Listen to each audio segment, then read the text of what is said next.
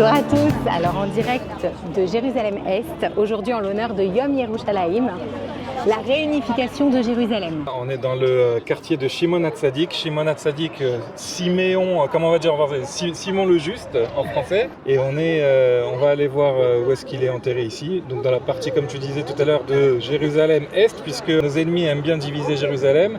Mais aujourd'hui c'est Yom Yerushalayim et c'est le jour de sa réunification qui a eu lieu quand? On va te tester. En 1967.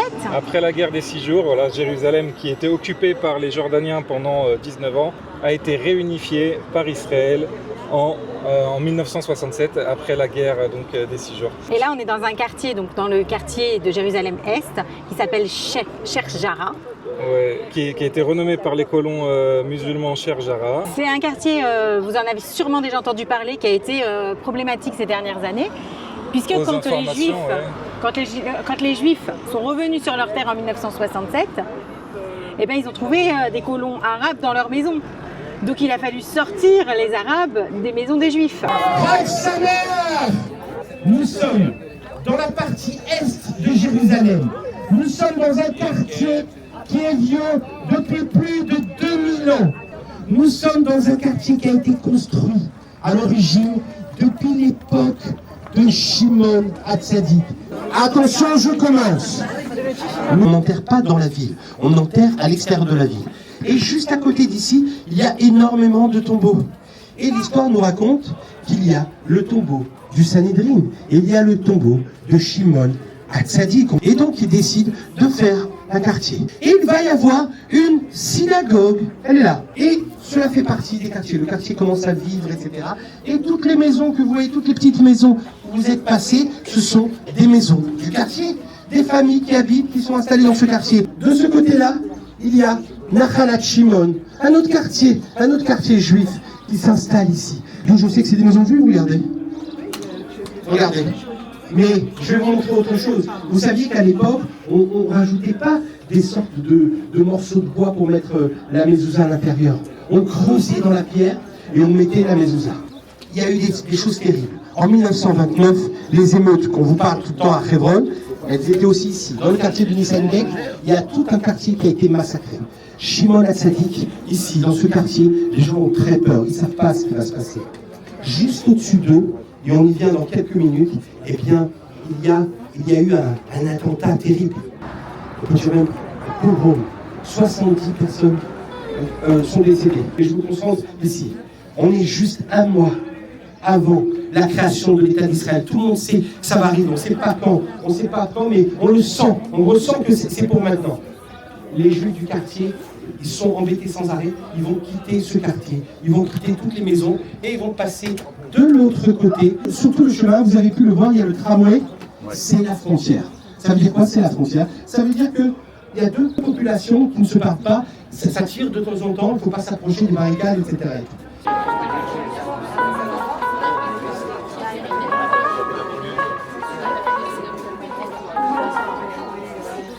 On continue d'avancer, donc là on va se diriger vers le kéver de Shimon HaTzadik, donc qui était un grand prêtre qui officiait à l'époque du Second Temple. Et ça tombe bien parce qu'aujourd'hui, tout à l'heure, Bezrat Hashem, avec l'aide de Dieu, on va monter sur le Har HaBayit, sur le mont du Temple. Vous le savez peut-être si on a réussi à le faire ou pas, parce que c'est sûrement dans la miniature si on a réussi à le faire.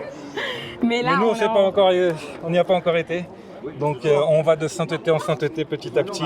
Voilà, on s'est T'as senti à Jérusalem en arrivant déjà un niveau de sainteté supérieur? Déjà on a dû se préparer parce que on a prévu de monter au Har HaBayit, c'est-à-dire sur le mont du Temple, qui est l'endroit le plus saint du judaïsme. J'ai étudié un petit peu les lois du Beth Amikdash, les lois du Temple, parce que bientôt le 3e Temple. Et c'est toujours bon de réviser les lois avant de monter sur le mont du Temple pour savoir quelle conduite avoir, quelle conduite il faut tenir. Et ce matin de bonne heure, donc j'ai été me tremper dans le mikvé, dans le bain rituel pour se purifier. C'est une purification spirituelle. Moi j'étais à la mer. Aujourd'hui on a une excursion très particulière. Ça va être un vlog, encore une fois, on le dit à chaque fois, mais c'est vrai, extraordinaire. Et cette fois peut-être, oui c'est sûr même, encore plus extraordinaire que les fois précédentes. Mais d'abord, je dois me diriger à la mer. Alors je sais pas quelle température elle fait, je pense qu'elle va être bien fraîche, mais Bonne nouvelle, je viens de voir quelqu'un sortir de l'eau. Mais moins bonne nouvelle, je pense que c'est un pompier, un mec surentraîné. Moi je suis pas pompier. Moi je pense que la meilleure technique c'est de pas se poser de questions et d'aller tout droit. Ouh, 6h20, mission accomplie. Alors en vrai elle était super bonne.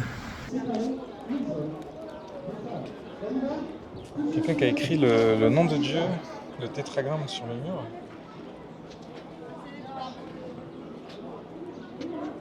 Je pense pas que ce soit très correct de faire ça.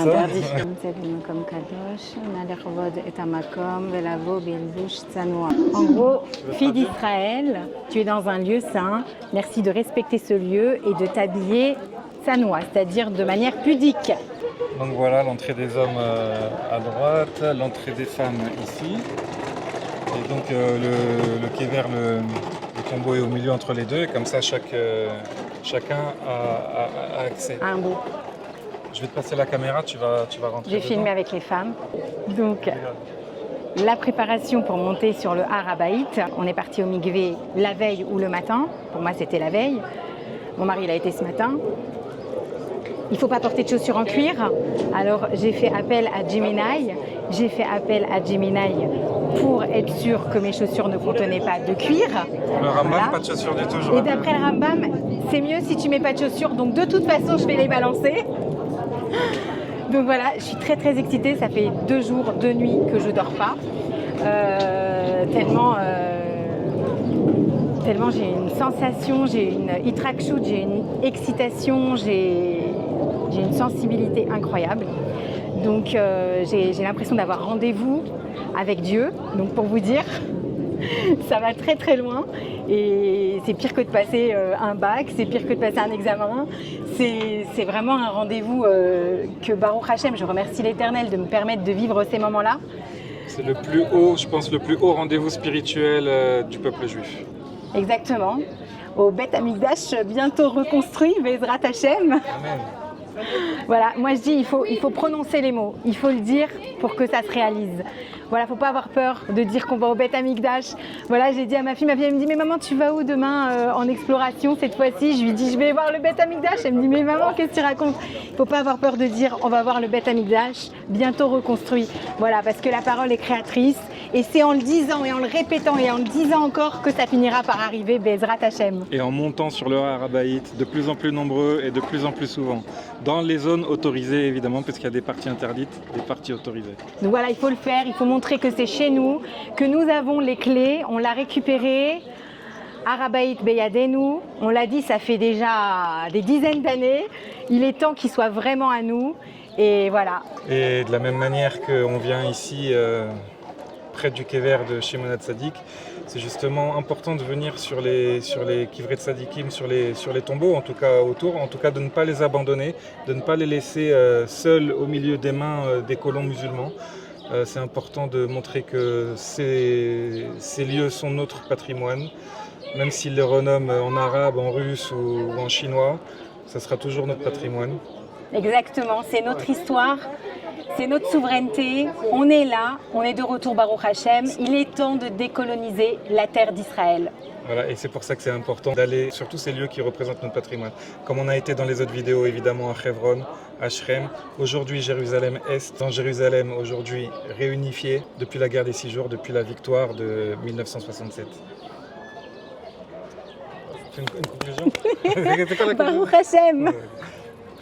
Je te passe la caméra, donc si ça filme à l'envers ou bancal, c'est normal puisque c'est elle qui va filmer maintenant, elle va aller du côté des femmes. On raconte que Shimon HaTzadik sortit à la rencontre d'Alexandre le Grand et qu'Alexandre le Grand se prosterna devant lui. Devant l'étonnement de ses officiers, Alexandre répondit qu'il voyait le visage de cet homme en vision avant chacune de ses victoires. À la suite de cela, Alexandre aurait renoncé à détruire Jérusalem et en guise de reconnaissance, les Grecs auraient demandé qu'une statue soit dressée en son honneur dans le temple. Chose évidemment impossible pour les Juifs qui proposèrent plutôt que les enfants des prêtres nés cette année-là porteraient le nom Alexandre. Depuis lors, Alexandre est devenu un des rares prénoms grecs de l'Antiquité à être utilisé chez les Juifs encore aujourd'hui. Shimon HaTzadik avait l'habitude de dire que le monde tient sur 3 choses, la Torah, le service divin et les actes de bonté. Voyons voir, pris en flagrant délit. Voilà, il est encore en train de discuter avec quelqu'un et de se faire inviter chez lui pour passer Shabbat. Je sais. S'il vous plaît, on va prendre une photo de famille. La photo de famille. Nous sommes une famille. Exactement, Baruch Hashem. En attendant que toute la famille soit au complet. Exactement. Voilà, il y a de la place encore, alors venez nous rejoindre pour faire la photo. Voilà.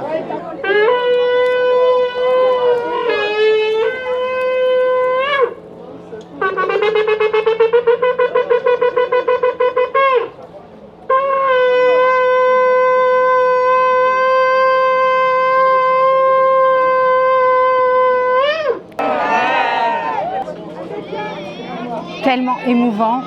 C'est vraiment, on se tient vraiment aux portes de l'histoire. On a l'impression de faire partie de cette histoire. On est une génération privilégiée. On a eu le mérite de pouvoir venir en Israël. Est-ce que vous savez comment nos ancêtres, malheureusement, pendant les 2000 ans d'exil, qui ne pouvaient pas venir ici, et de 48 à 67, nos ancêtres juifs ne pouvaient pas non plus rentrer ici à Jérusalem-Est. Et là, on y est. C'est magnifique, c'est trop émouvant. On n'a qu'une chose à dire, c'est merci au Maître du monde de nous avoir permis de libérer, de réunir Jérusalem et de venir ici avec nos enfants, avec toute notre famille. Baruch Hashem. Et qu'on puisse très vite libérer tous les territoires qui restent à retrouver. Amen.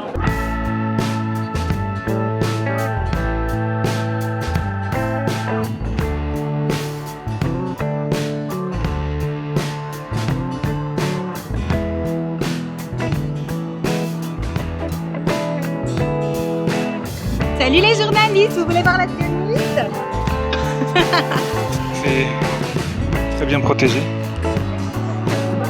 Voilà Sha'ar Shrem, une des portes des murailles de Jérusalem.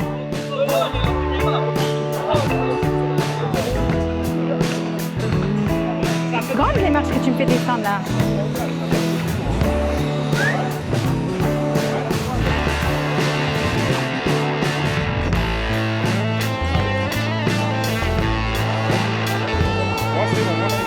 Est-ce que tu veux passer à la télé?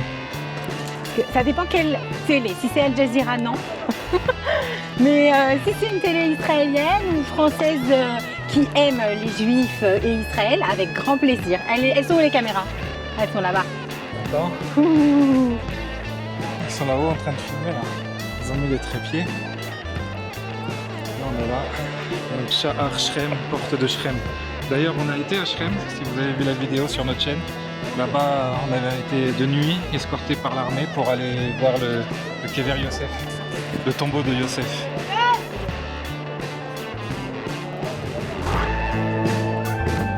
Je pense qu'on voit les différentes pierres.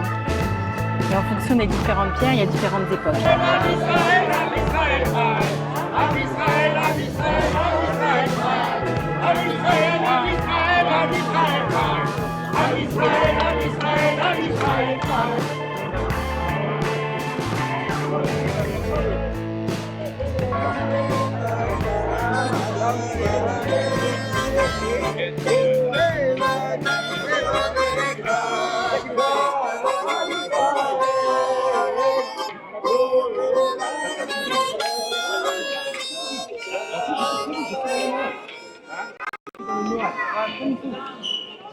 Nous qui prenons la souveraineté sur l'intégralité de notre terre. Nous sommes ici, à Sha'ar Shrem, car Sha'ar Shrem est à nous. Et toute la vieille ville est à nous. Toute Jérusalem, Jérusalem une, indivisible, éternelle.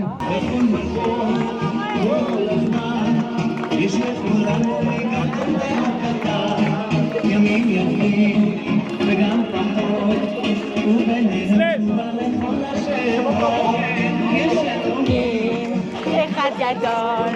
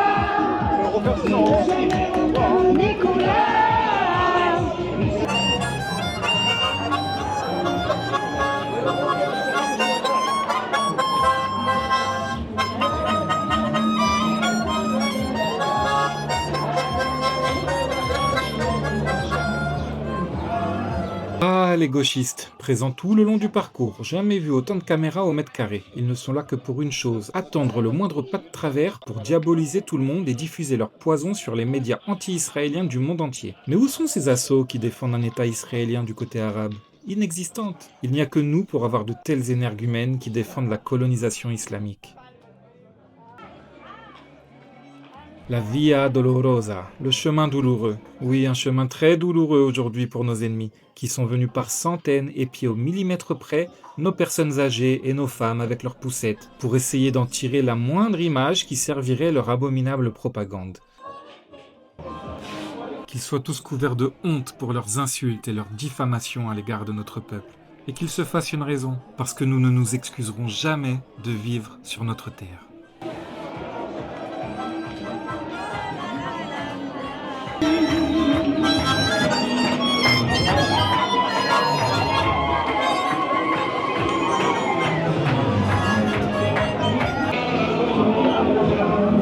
J'ai comme l'impression que tu as très envie de faire un you-you. Ah ouais, en plein cœur de Jérusalem. Vers la droite là-bas.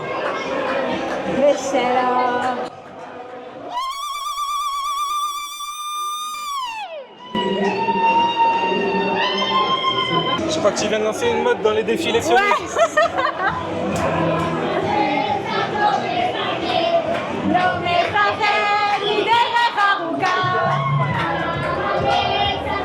Ah, il y a des gens en violet qui veulent un you-you, j'ai entendu. Ah, tu crois, mais j'aurais plus de voix après pour parler. Là, il y a Rima Hassan à gauche. Oh, faut lui dire coucou. Salut Rima.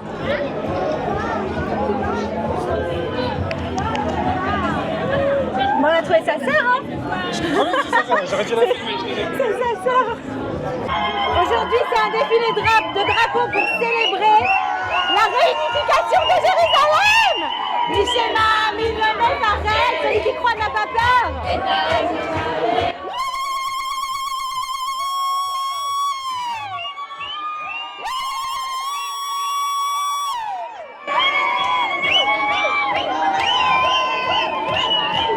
Il n'y a que les mecs en violet qui font la gueule, je tiens à le dire. Les amis, j'ai retrouvé ma patrie, j'ai retrouvé mon peuple, j'ai retrouvé ma terre. Je suis une femme épanouie, Baruch Hashem. Je vais pleurer mon bonheur. C'est trop d'émotion d'être là. Baruch Hashem, au sein de mon peuple, avec ma famille. Baruch Hashem. Mishema, Milomel, Fahed. Celui qui croit, il a peur de rien. On a la foi. Et bien sûr qu'on a Hachem, Akadosh Baruch Hu, qui nous protège plus que n'importe qui. Alors pourquoi est-ce qu'on en a à avoir peur? Regardez, ils font la gueule, ils sont pas contents ceux-là, truc violet là. Ils sont pas contents que les Juifs soient rentrés sur leur terre, mais on est rentrés chez nous.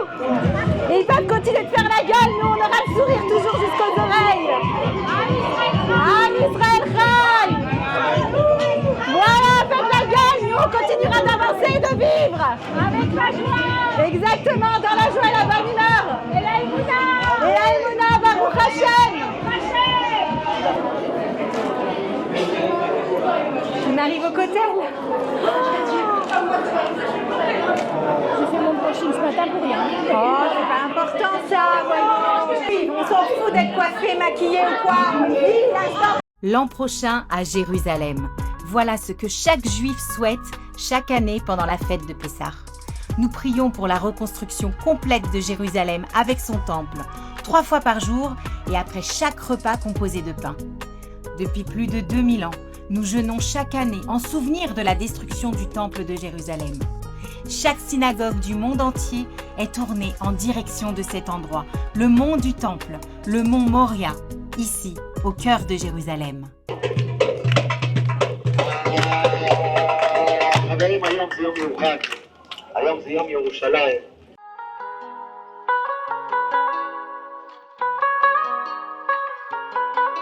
Alors, on attend pour monter au Har Habayit. Quelle excitation, c'est impressionnant. Je remercie bien évidemment le maître du monde de m'avoir permis d'être à ce moment-là, ici même. je viens de très loin. Jamais j'aurais cru pouvoir être là où je suis aujourd'hui, tout simplement. Donc j'ai beaucoup d'e-track shoot. Je suis très très émotive, très émue. Voilà, j'en perds mon français parce que c'est énorme. C'est pas tout le monde qui peut faire ça. J'ai une chance incroyable, j'en suis consciente, bien évidemment. Et je dis Baruch Hashem. Alors, si aujourd'hui je monte sur le Har HaBayit, c'est bien sûr parce que c'est l'endroit le plus saint du judaïsme. Quand je vais monter là-haut sur le mont du Temple, je vais sentir l'encens. Je vais entendre les bruits des moutons. Je vais voir plein de gens comme ça autour de moi qui venaient pendant si longtemps à Jérusalem pour pèleriner pendant Pessah, Shavuot, Sukkot. Je vais avoir toute l'histoire dans ma tête et je vais voir le Beth Amikdash. Je vais le voir. Je vais le voir de mes yeux. Alors, Be'ezrat Hashem, c'est en parlant, c'est en disant tout ça, c'est en le voyant que Be'ezrat Hashem, ça se produira bientôt de nos jours.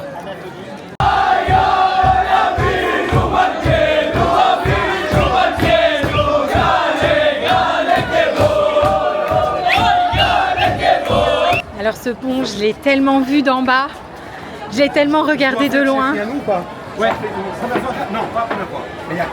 Combien de fois les amis, combien de fois on est là au Kotel en bas. Moi je suis du côté des femmes, au niveau du Kotel en bas, et je regarde ce pont.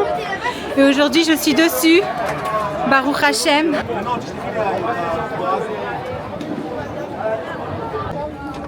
Vous voyez, hein, c'est comme à l'époque du Beth Amikdash, hein, on accueille tous les pèlerins qui viennent sur le mont du Temple. Donc il y a à manger et il y a à boire là-bas pour se restaurer. Et regardez la magnifique maquette du Beth Amikdash.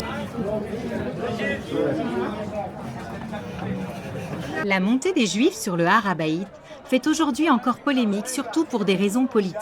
En 1967, lorsque les Juifs ont gagné la guerre des 6 jours et ont récupéré le mont du Temple, en déclarant cette célèbre phrase « Har HaBayit beyadenu », le mont du Temple est entre nos mains, ils n'ont pas trouvé de meilleure idée que de confier son contrôle au Waqf, une fondation islamique jordanienne.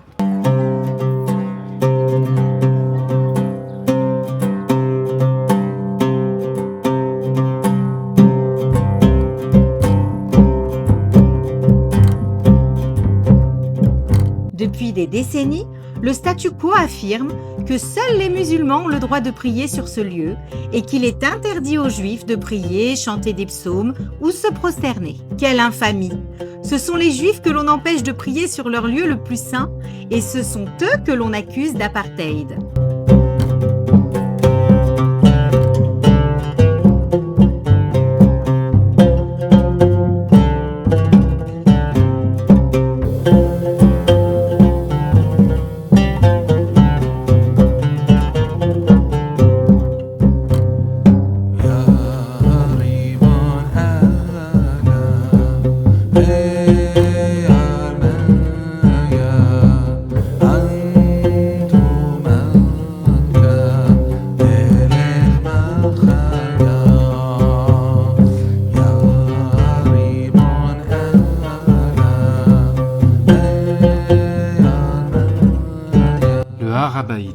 Le lieu qu'Hachem a choisi pour y construire son temple. C'est le cœur du monde. Si ce lieu va mal ou n'est pas en ordre, si son véritable propriétaire, le peuple juif, n'en a pas la souveraineté, comment voulez-vous que le monde aille bien? Car seuls nous, le peuple hébreu, savons ce qu'il faut faire de cet endroit. C'est à nous que l'Éternel s'est adressé pour en assurer le service et faire rayonner sa présence et ses bénédictions sur le monde entier. Aujourd'hui, cet endroit est renommé Esplanade des mosquées par les occupants arabes et leurs soutiens, en référence aux mosquées qu'ils ont construites lors de leur colonisation du 7e siècle sur notre lieu le plus saint. Rabbi Yochanan nous dit dans le Talmud que si les nations du monde savaient combien le Beth Amikdash leur était bénéfique, elles l'auraient entouré de gardes pour le protéger.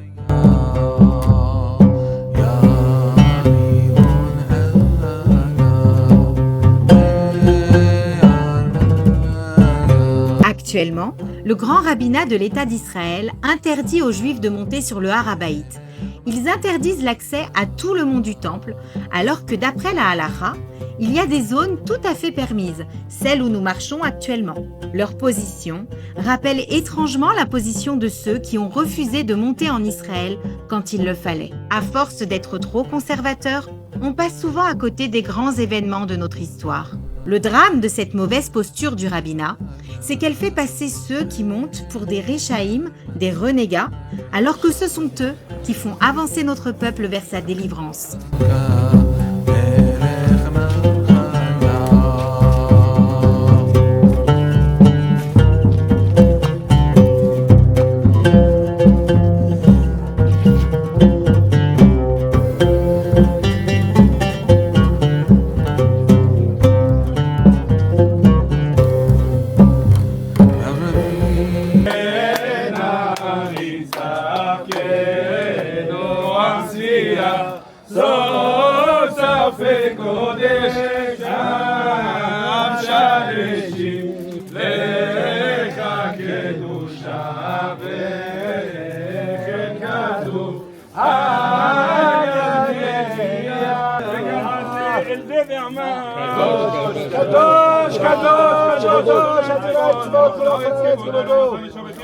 ברוך כבוד אדוני במקומו, קודשך כתוב לאמור, לא חדלה אלוהיו אלוהים לא הללויה, לדור הללויה, אתה קדוש שמך קדוש, שמשים בכל ימי הלוך הסלע, ברוך אדוני אלוהי ישראל מן העולם ועד העולם, ברוך אתה אדוני אל הקדוש, ברוך שם כבוד מלכותו לעולם ועד.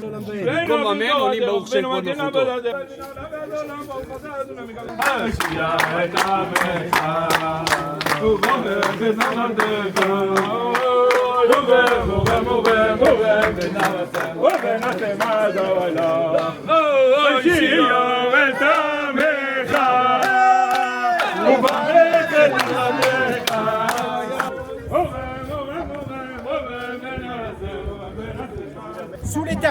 Sous les tapis, vous avez des colonnes de bois, du bois de Erez, comment on dit Erez, du bois de cèdre qui provient du Liban.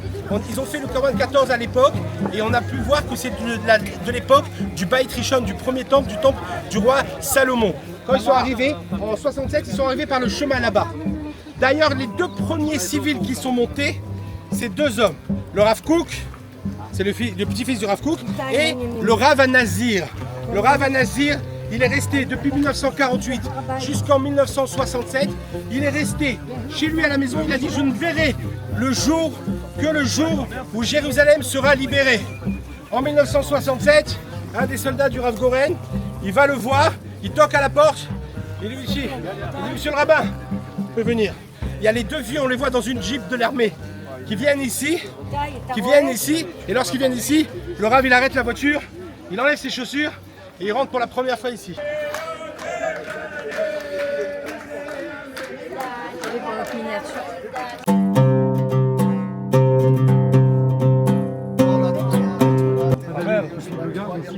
בסדר, אבל התחיל לשיר לא עכשיו. 10 שניות. לא, יש לוז, זה משתרך, אנשים לא עוברים פה, אתה צריך להבין. בוא.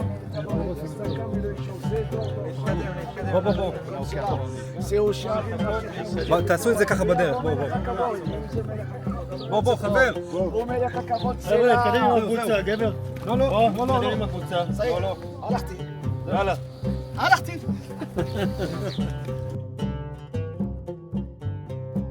On peut évidemment faire des photos ici, mais il ne faut pas venir uniquement en touriste. Il faut se préparer à monter, car la sainteté de ce lieu est conservée même sans le temple.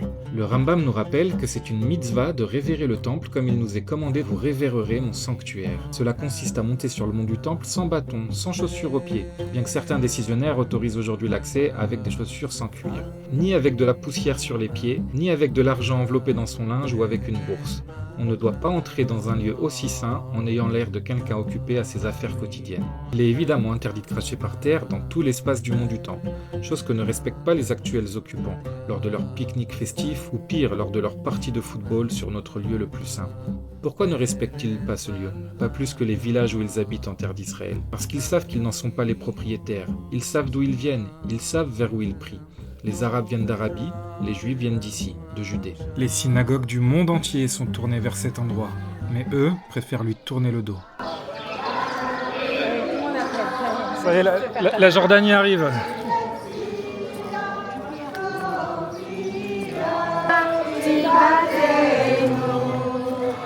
התקווה בשנות 2000 להיות עם חופשי בארצנו ציון ירושלים. Grâce aux héros de notre peuple, qui n'accepteront jamais de se soumettre à des décisions mauvaises, mensongères et injustes, nous commençons à pouvoir prier, réciter des Tehillim et se prosterner sur le Har HaBayit. Cependant, il reste encore interdit aux Juifs de brandir un drapeau israélien, symbole de notre souveraineté retrouvée, sous peine d'être expulsés du lieu avec effet immédiat et poursuite judiciaire. Mais l'histoire est actuellement en marche, et à l'heure où nous parlons, les choses sont déjà en train de changer dans le bon sens.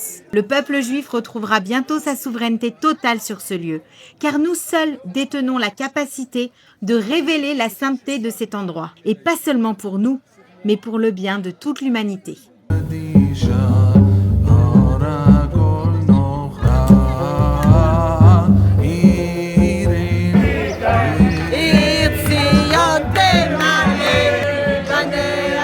Bien que le temple soit aujourd'hui détruit à cause de nos fautes, on est tenu de lui témoigner le même respect que lorsqu'il était construit.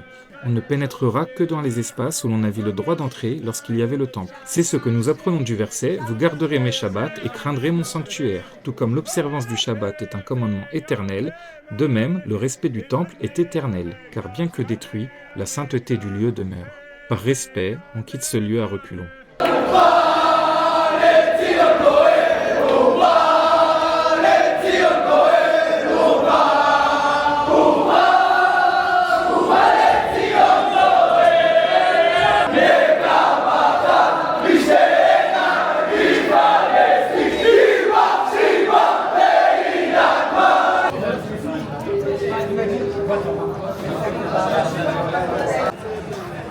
Voilà, c'est la redescente.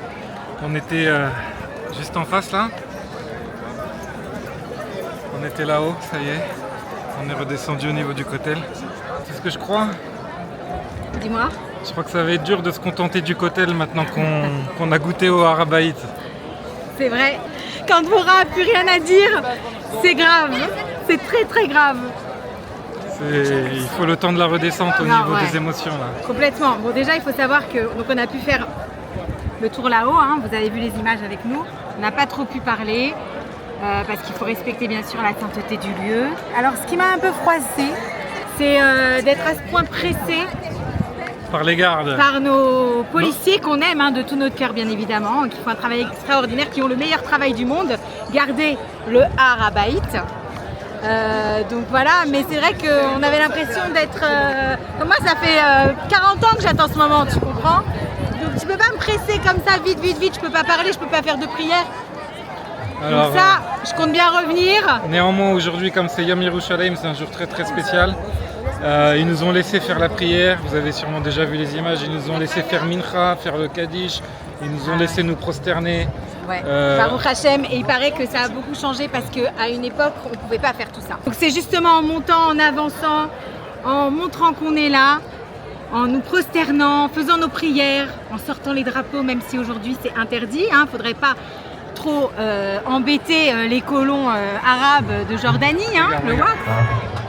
Il y a encore tout ce monde-là qui attend pour monter maintenant. Ça va être, je ne sais pas combien, ils vont dire à la fin de la journée combien il y a eu de gens, mais il y a chaque année de plus en plus de gens qui montent en haut sur le Har HaBayit.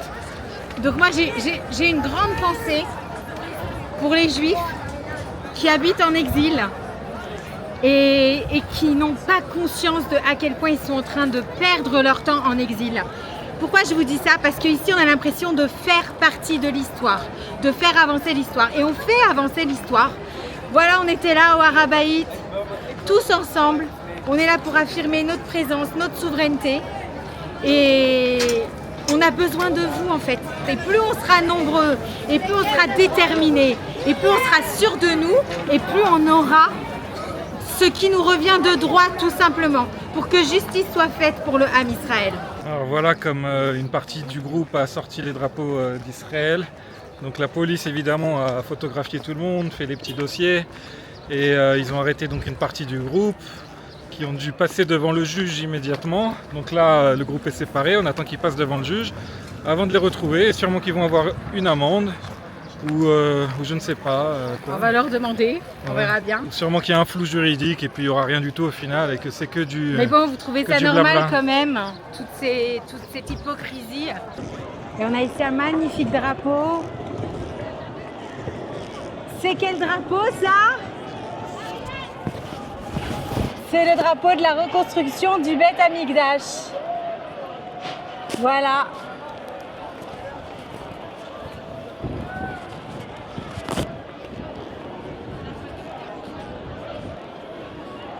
Magnifique.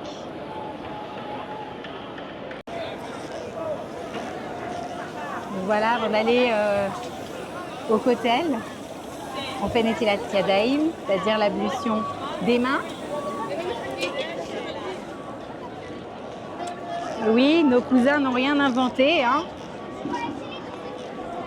Ils nous ont tout piqué, on peut le dire. Donc je me disais, les amis, venez faire partie de l'histoire, venez faire avancer les choses, venez faire avancer l'histoire. Les choses évoluent tellement. Les gens qui sont déjà montés sur le Harabaït, ils me disaient, mais à l'époque, on n'avait même pas le droit de faire ça, on n'avait même pas le droit de faire le tour, et maintenant on peut. Et c'est grâce aux gens comme nous qui montons, qui affirmons notre souveraineté. Alors voilà, je reçois beaucoup de messages en privé de personnes qui veulent faire leur alia, qui veulent monter en Israël, mais qui ne savent pas par où commencer, qui ne savent pas comment s'y prendre. Alors j'ai la chance aujourd'hui d'être avec Fredo, qui... Enchanté, bonjour tout le monde, shalom, shalom, comme on dit chez nous.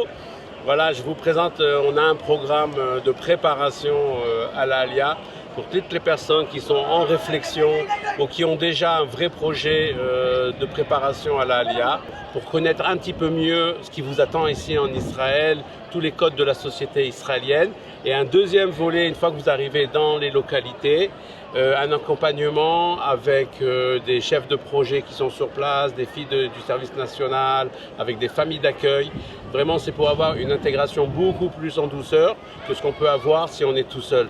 On est tous les mois et demi, je suis en France. Je vous invite à me contacter pour une conférence dans une communauté. On a aussi un programme qui s'adresse aux étudiants de préparation en médecine sur Eilat, qui vous donne la possibilité de travailler en France, aux États-Unis, dans toute l'Europe et en Israël.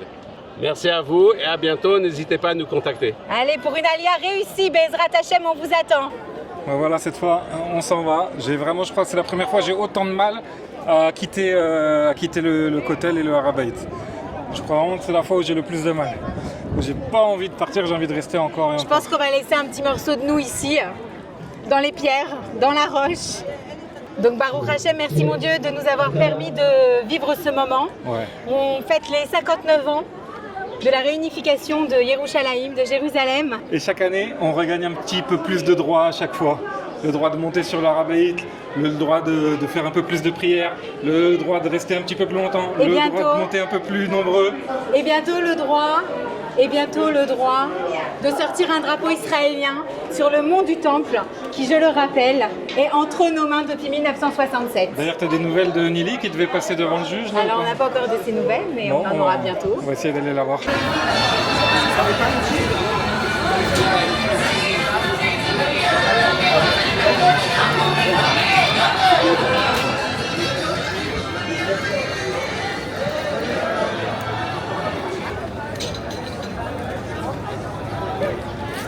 מי זה, בנימין? מה נשמע? כן, בבקשה. ראיתי מלא סטיקרים. כן, אני חילקתי הרבה. אתה רוצה לחלק קצת? תביא קצת, כן. כמה אתה רוצה? 10, משהו כזה. אתה יכול גם להביא חזרה לבית ולחלק שם. Devant la synagogue de la Khourba, détruite plusieurs fois, reconstruite à chaque fois. Regarde ce que j'ai eu. C'est Benjamin qui me les a donnés. Tu sais que je le connais, Benjamin, il est là, il distribue des stickers. Tu vas nous lire un peu c'est quoi? C'est quoi ces Alors, stickerim? c'est marqué, pour avoir la paix en Israël, il faut la teshuva, c'est-à-dire revenir à Hachem.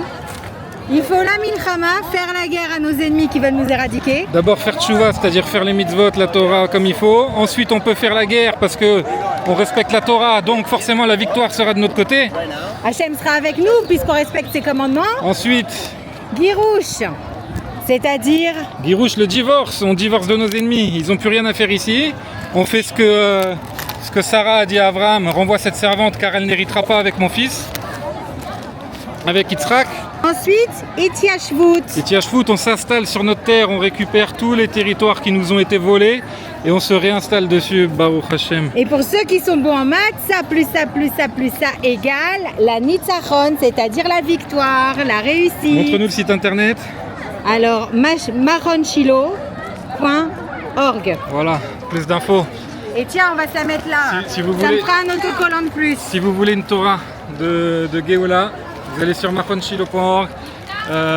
C'est sous la direction de Rabbi David Bachaim. Comme ça, vous savez notre tendance.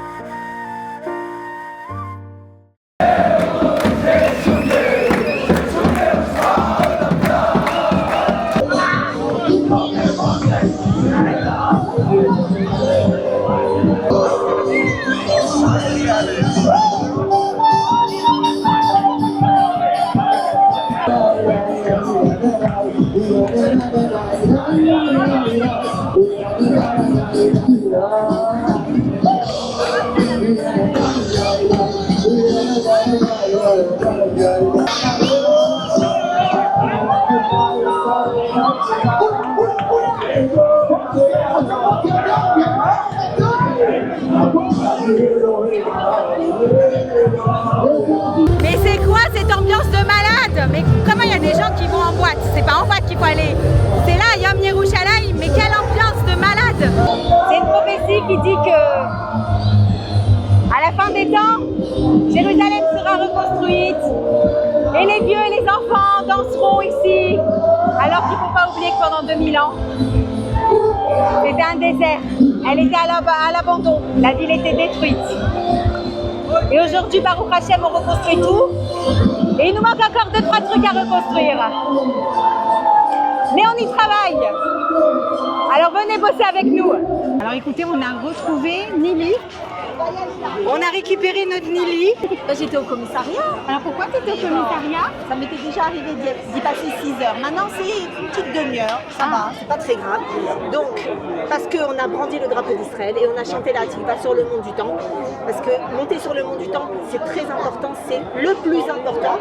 Et nous, notre but, c'est de faire avancer l'histoire d'Israël.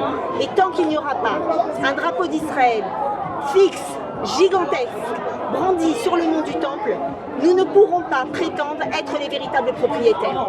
Donc à partir du moment où on se fait encore arrêter pour avoir brandi le drapeau d'Israël, il y a un problème. Mais cette année, il y a eu un énorme changement, c'est que le ministre lui-même de la Sécurité intérieure, Itamar Ben-Gvir, a également brandi le drapeau d'Israël. Donc, il a compris que c'était très important, et ça, j'en suis vraiment très fière, parce que ça fait déjà depuis 5 ans qu'on se fait arrêter pour ça, mais on continuera, parce qu'il y a des choses que le gouvernement doit comprendre et doit faire avancer.